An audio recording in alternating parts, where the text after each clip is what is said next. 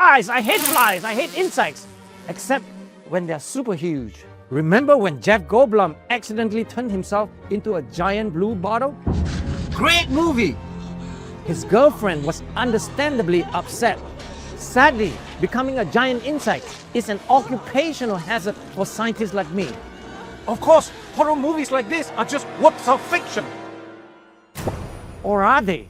We all know about the age of super huge dinosaurs. Less well known is another time where God forgot. The age of super huge insect. Don't believe me? Let's take a trip on my time machine.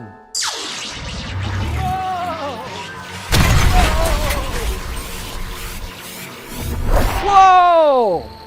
I've gone back in time 350 million years. And this is the time before even the age of the dinosaur. And what's this heading my way? It's a giant alien insect. The jungle floor is alive, crawling with insects of size 2 meters long and half a meter wide. Here it's a scorpion the size of a large dog.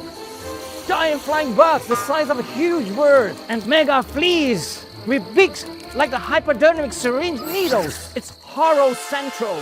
How come these bugs are so super huge? Geologists call this period Carboniferous. The answer is in the title.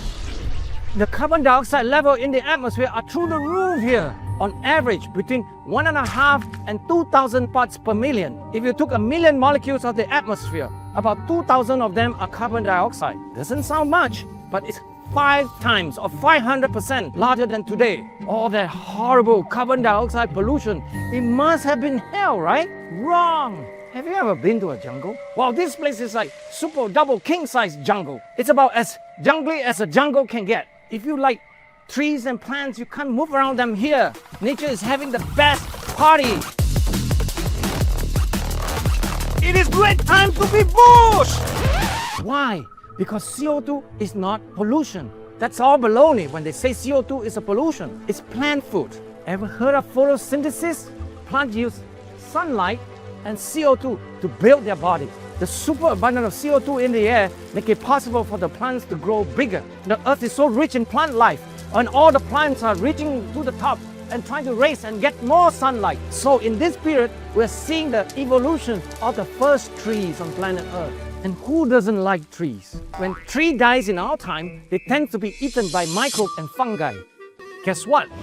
350 million years before the 21st century, fungi and microscopic creatures haven't evolved to eat wood yet. So the dead tree, halab, gets squashed and buried over time. And over hundreds of millions of years, they will turn into peat and then coal, which will get dug up and fuel the industrial revolution that will transform the world for the better. All those plants and trees are breathing in carbon dioxide. Want to guess what they breathe out? You guess it right, it's the oxygen. Do you want to see a Willie graph? Of course you do. Here in the Carboniferous age, the oxygen made up 38% of the atmosphere, compared to 21% in our time. Guess who loves oxygen? Yup, the animals do. Unfortunately, in this case, scorpion, millipede, and giant fleas. With their amped-up respiratory system, these animals grew up to supersize. The CO2 was good for nature, not just plants and trees, but the animals too. Do you want to see another Willie graph? Of course you do. This one shows CO2 level in the Earth's atmosphere 400 million years ago. Levels were through the tree tops, peaking at 4,000 parts per million. Then, around 323 million years ago, carbon dioxide level crashed to as little as 150 parts per million. As CO2 crashed, so did the trees. It was a very bad time to be a bush. If the CO2 has sunk much further, all life on Earth might come to an end. Here's CO2 level from the Carboniferous period to 21st century. In the last very cold glacial maximum on Earth, what we normally call an ice age, they sank to around 180 parts per million. Life threateningly low again. Fortunately, thanks to me and my Ford Bronco Sports, the carbon dioxide level are beginning to rise, but not much.